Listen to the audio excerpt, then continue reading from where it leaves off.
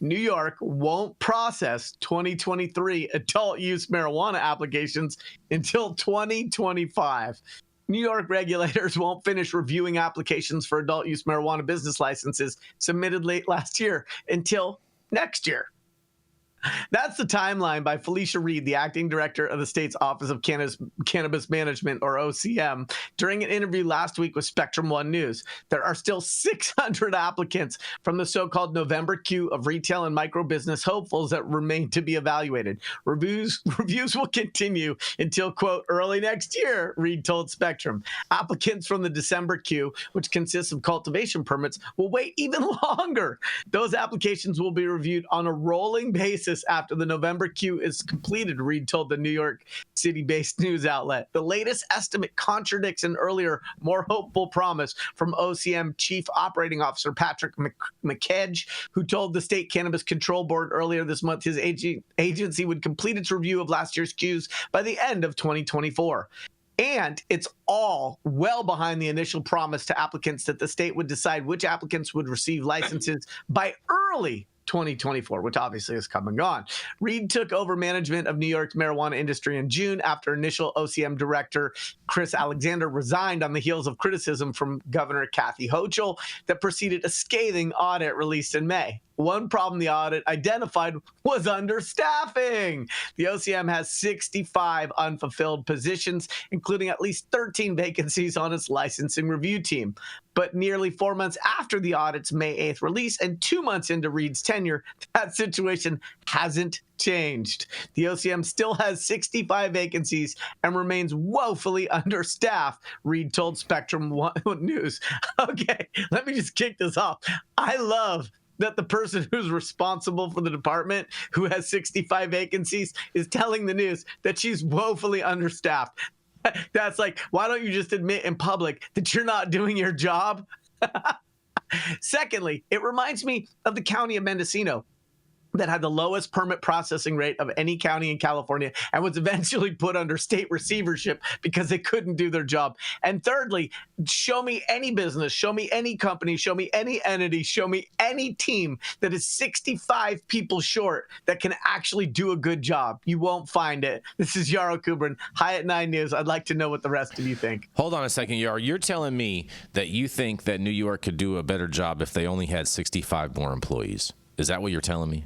That's just why the New York is so screwed up, is because they're short 65 employees? I'm not saying that's the reason why. Hold on, Jenny. Let Yarrow speak. I am not saying that is the reason why. I am saying that is a factor in their current situation and the lack of more tangible progress in that state. But it easily could be the other 100 and whatever number of employees that they have that are just not good employees, or, incapable, insufficient, all of those different types of verbiage.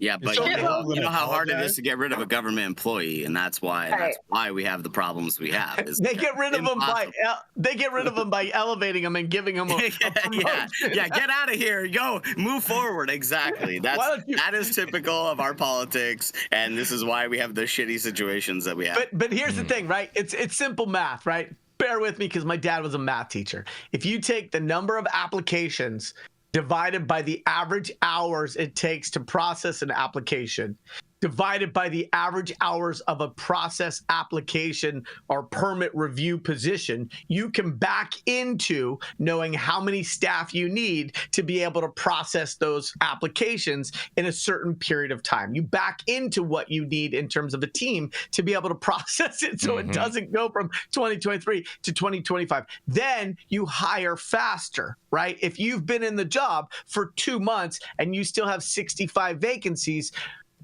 filling the seats with qualified team members clearly is not as high a priority as it could or should be.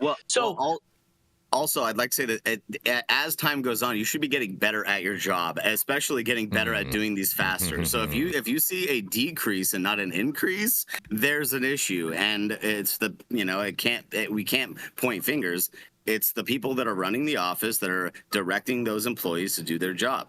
That's how it works. So, it's clean this shit up if you're paying attention. Those people are too busy defending their own fucking positions. You know what I mean? Like in the nature of not pointing fingers, I want to point a thumb and say that, and Jason, you can point a thumb too, because me and you are the only ones saying that they'll be lucky if they get the shit figured out by 2025. Exactly. Okay. Well, point that thumb, but I'm going to finish my point because I've been cut off like 18 times. So go ahead. Thumbs up here. I mean, you do plenty of cutting off too, so it's okay. 100%. All you women want equal rights. All right, shut up. This is enough. So, I mean, I think it's the quality. I don't think it's the quantity. And shit rolls downhill, but I don't think that it's the downhill employees who are sitting there doing their daily processing job. It's easy to train those people. I mean, give me enough time. I could probably train a chimpanzee to effectively check through non-merit-based fucking cannabis applications. So I don't think that this is an issue of understaffing. It's an issue of improper staffing. I think it's an issue of those at the top spending more time covering their own asses and protecting their jobs than figuring out how to do them effectively. Do you know how strong a chimpanzee is? He will rip your arms off, woman.